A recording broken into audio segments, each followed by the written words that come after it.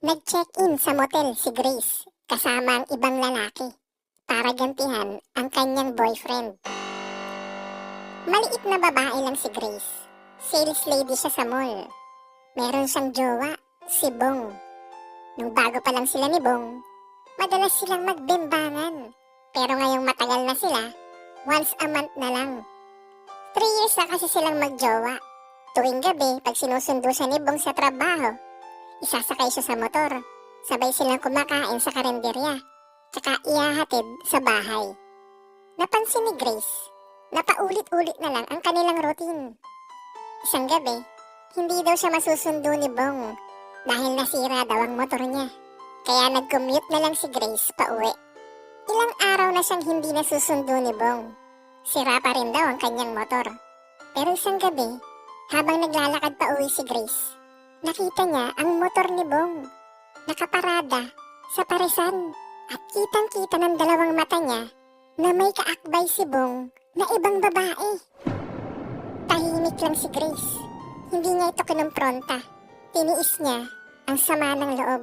Umiiyak siyang naglakad pauwi at hindi nakatulog. Nagte-text si Bong pero hindi niya nare-replyan. Walang kaalam-alam si Bong na nabuking ni Grace ang kanyang kalokohan. Kinabukasan sa trabaho, tila tulala si Grace. Tahimik at mangiyak-ngiyak. Napansin to ng katrabaho niyang si Arlene. Kaya sa oras ng break time, tinanong ni Arlene si Grace kung anong problema. At doon sinabi ni Grace ang nasaksihang panloloko ng kanyang boyfriend. Binigyan ni Arlene ng advice si Grace. Lalaki lang yan. Maraming lalaki dyan. Kaya niyaya siya ni Arlene na mag-club para makalimot.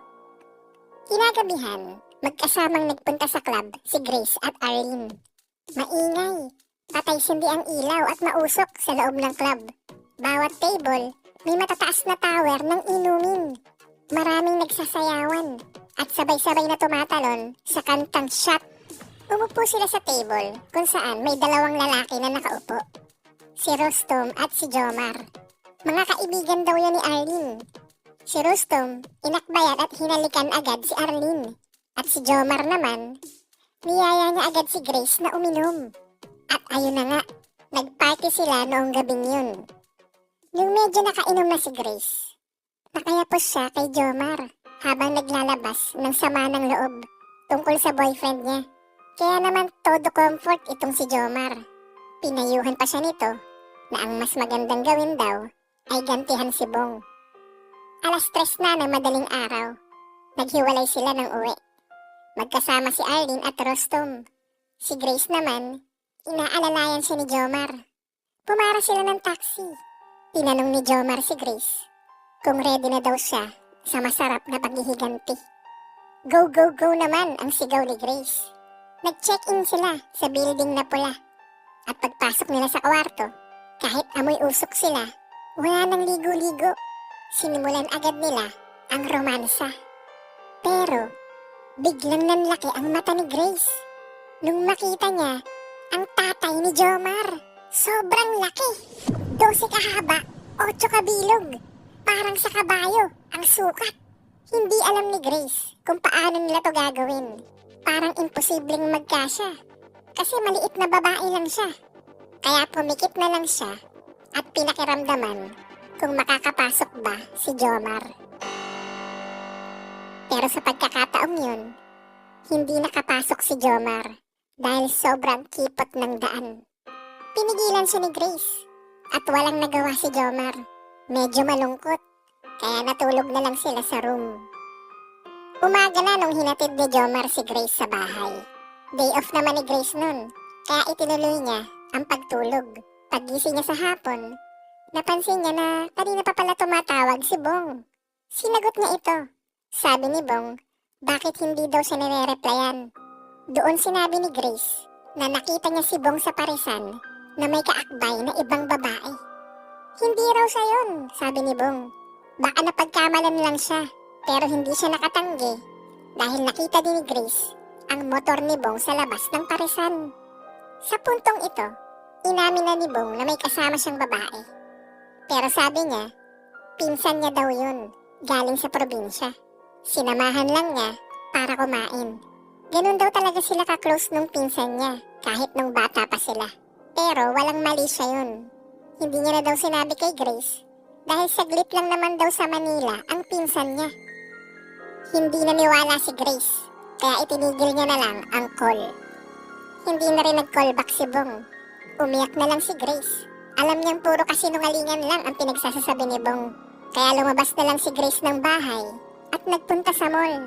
Nagmumuni-muni habang umiinom ng milk tea. Paglabas niya ng mall, akalain mo nga naman, nakita niya ulit ang boyfriend niyang si Bong. Papasok ng motel. Kasama yung babae na sinasabi niyang pinsan niya daw. Doon naisip ni Grace ang payo ni Jomar. Nagantihan ang kanyang boyfriend. Tinawagan niya agad si Jomar at niyaya niya itong mag-check-in. Doon din mismo sa motel na pinasukan ng boyfriend niya. At dahil mapaglaro sa kanila ang tadhana, wala silang kaalam-alam na magkatabi lang sila ng room. Habang nasa kwarto si Jomar, tinanong niya kung sure na ba si Grace. Dahil nung unang attempt niya, hindi siya pinatuloy dahil sobrang laki daw. Sabi naman ni Grace, kung ito ang paraan para makaganti sa kanyang boyfriend, handa raw siyang masaktan. Kaya ito na nga, ito na naman, isang pagsubok para sa kanilang dalawa. Isang maliit na babae at malahalimaw na ratbu. Sa kabilang kwarto naman, habang nagyoyosi si Bong, nakarinig siya sa kabilang kwarto ng malakas na aray. Aray ng sakit na umeko sa buong hallway. Napansin ni Bong na pamilyar yung boses ng babae na umaray. Parang kaboses ng girlfriend niyang si Grace. Pero hindi na lang niya pinansin yun dahil ready na yung babaeng kasama niya para sa second round. Ngunit hindi siya nagkakamali. Si Grace nga ang kasalukuyang inaararo sa kabilang kwarto. And guess what? Sumakses si Jomar na ipasok na niya at kinaya naman ni Grace. Sa wakas, nakaganti na siya kay Bong.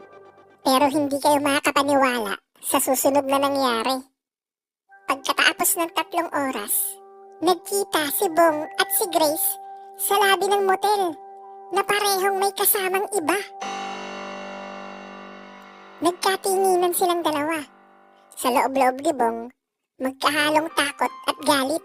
Si Grace naman, nasa isip niya na deserve ni Bong ang ginawa niyang paghiganti. Pero hindi sila gumawa ng eksena. Nagtitigan lang sila, hindi nag-imikan. Tahimik silang lumabas ng motel at naghiwalay ng direksyon. Habang nasa taxi, tinanong ni Jomar si Grace kung nag-enjoy daw ba siya. Sagot ni Grace, syempre naman. Sa una lang daw pala masakit. Inamin ni Jomar kay Grace na kahit sandali lang sila nagkakilala, may naramdaman daw si Jomar na mas malalim na pagtingin sa kanya. Feelings na hindi lang pang short time. Feelings na gusto niyang i-extend ng pangmatagalan. In short, gusto ni Jomar na maging sila ni Grace. Pero sinagot siya ni Grace. Mahal pa rin daw niya si Bong. Kaya napatungo na lang si Jomar at sinabi niya kay Grace na tawagin na lang daw siya kung kinakailangan. Pag uwi ni Grace, tinext siya ni Bong. Magkita daw sila bukas para makapag-usap. Pumayag naman si Grace. Sunduin na lang daw siya pagkatapos ng trabaho. Kinabukasan, habang nakabreak sa trabaho, chinika ni Grace kay Arlene ang lahat ng nangyari. Nagpasalamat siya dito dahil nakilala niya si Jomar at nakapaghiganti kay Bong. At dahil sa ginawa niyang yun, doon niya na-realize ang lahat. Sinabi naman ni Arlene na kahit anong mangyari, na kay Grace pa rin ang huling desisyon dahil yung boyfriend niya naman ang unang nagloko. Pag-out ni Grace sa trabaho, nakaabang na si Bong sa labas ng mall para sunduin siya. Bigla siyang niyakap ni Grace at umiyak. Tinanong ni Grace kung bakit niya nagawang lokohin siya. Nagsorry si Bong. Inamin niya na natokso lang daw siya. Nagsorry din si Grace. At sabi niya, nagawa lang naman daw niya yon para gumanti. Pero nangako sila sa isa't isa na hindi na nila gagawin yung muli. Gusto nilang ayusin ang kanilang relasyon. Kaya hinatid ni Bong si Grace sa bahay at pagpasok na pagpasok pa lang sa pintuan, naghalikan sila at natuloy sa mainit na bembangan. Doon nila parehong na-realize na iba pa rin ang feeling kapag mahal mo ang isang tao.